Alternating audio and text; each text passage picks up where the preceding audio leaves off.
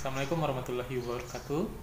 Bertemu lagi dengan saya Tica Dharma, khususnya pada mata pelajaran biologi tentunya. Bagaimana kabar Anda semuanya? Tentu saja baik, bukan? Semoga Anda semua dalam kondisi baik tentunya. Nah, pada hari ini kita akan melanjutkan pembelajaran kita perihal biologi tentunya. Khususnya pada hari ini kita akan belajar atau membahas suatu permasalahan yang biasa terjadi di kehidupan sehari-hari, cuma kita kadang menyepelekannya. Nah, misalnya kita menemukan suatu spesies atau suatu makhluk hidup yang baru, terus kita susah, ini makhluk hidup apa sih?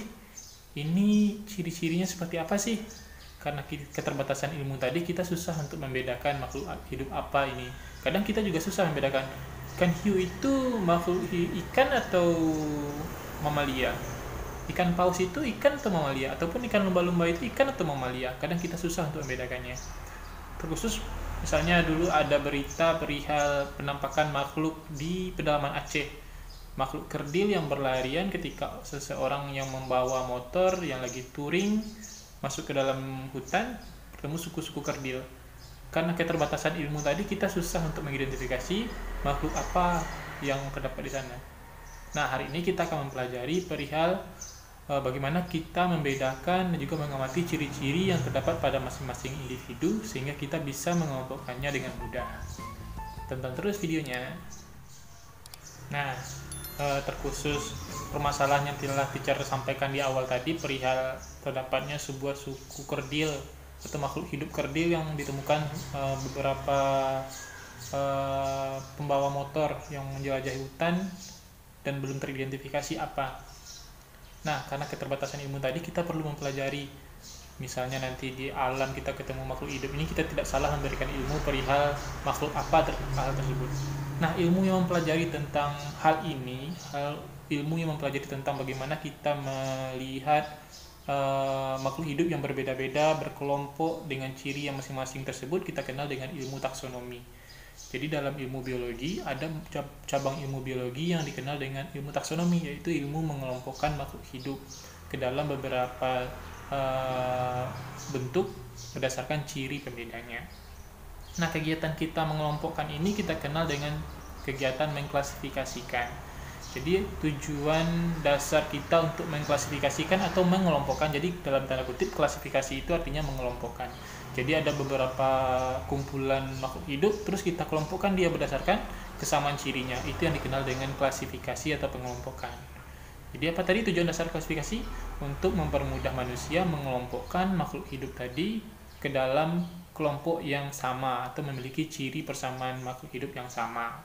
Itu yang dikenal dengan istilah klasifikasi. Nah, sebelumnya sudah dijelaskan bahwasanya tujuan dasar dari kita mengklasifikasikan atau mengelompokkan tadi adalah untuk mempermudah kegiatan kita mengidentifikasi, mengelompokkan makhluk hidup berdasarkan persamaan ciri yang terdapat pada tubuh mereka. Nah, sebenarnya kalau dalam beberapa buku dirujuk, itu ada beberapa macam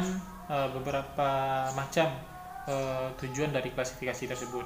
Yang pertama yaitu untuk mempermudah mengidentifikasi ciri-ciri masing-masing organisme.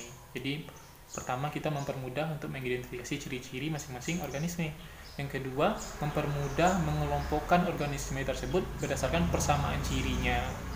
Yang ketiga, kita adalah mengetahui hubungan kekerabatan antar organisme tersebut. Jadi misalnya ada organisme 1, organisme 2, organisme 3 misalnya.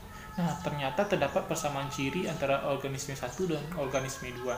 Nah, ini dinamakan dengan persamaan kekerabatan atau memiliki kekerabatan yang lebih dekat dibandingkan dengan organisme 3. Nah, itu yang dinamakan mempermudah kita untuk menentukan hubungan kekerabatan masing-masing organisme. Misalnya teacher punya manusia, dulu kan manusia, kera, kucing misalnya. Mana yang lebih memiliki nilai atau ciri-ciri yang sama? Nah, antara manusia dan kera itu memiliki ciri-ciri yang hampir sama, berbeda dengan kucing. Nah, hal itu yang menyebabkan timbulnya kesimpulan bahwasanya kita memiliki kekerabatan lebih dekat ke arah kera. Maksudnya kera lebih dekat kekerabatannya kepada manusia dibandingkan kucing kepada manusia, kayak gitu. Tapi tidak menyatakan dalam tanda kutip menyamakannya, tapi ini memiliki ciri-ciri persamaan kekerabatan yang lebih dekat. Nah, yang keempat yaitu dengan kita mempelajari klasifikasi ini, kita juga mempermudah mempelajari bagaimana terbentuknya rantai evolusi. Jadi rantai evolusi itu rantai perkembangan makhluk hidup dari generasi ke generasi. Apakah ada perkembangannya, perubahan bentuknya. Dengan adanya klasifikasi ini kita mempermudah untuk mempelajari rantai evolusi yang pernah terjadi. Contohnya dulu pernah dinyatakan dalam beritanya ada manusia, bahwasanya manusia itu berasal dari kera, katanya. Berasal ya. Jadi dalam teori evolusi dikatakan manusia itu berasal dari kera.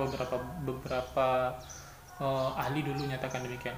Cuma karena dalam membuktikan teori tersebut benar atau salahnya tidak ditemukan bahwasanya rantai evolusi antara kera dan manusia itu ada. Jadi belum terbukti sampai sekarang. Misalnya ada manusia yang setengah kera misalnya, contohnya. Sampai sekarang belum ada pembuktian bahwasanya adanya manusia setengah kera tadi. Jadi sampai sekarang tujuan dari klasifikasi tersebut salah satunya adalah untuk membentuk atau membuktikan adanya rantai evolusi yang terjadi pada antar makhluk hidup seperti itu.